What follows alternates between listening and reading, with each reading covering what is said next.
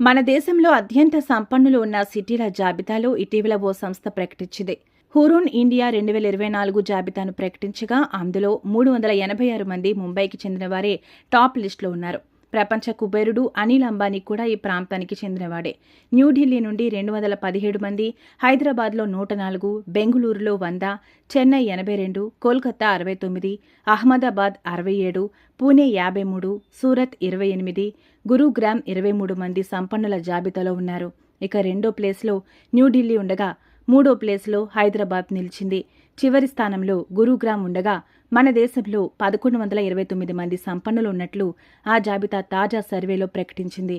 మన దేశంలో వందలాది మంది సంపన్నులు ఉన్నా కడు పేదరికంలో ఆకలి మంటతో నిద్రలేని రాత్రులు గడుపుతున్న నిరుపేదలు లక్షల్లోనే ఉన్నారు.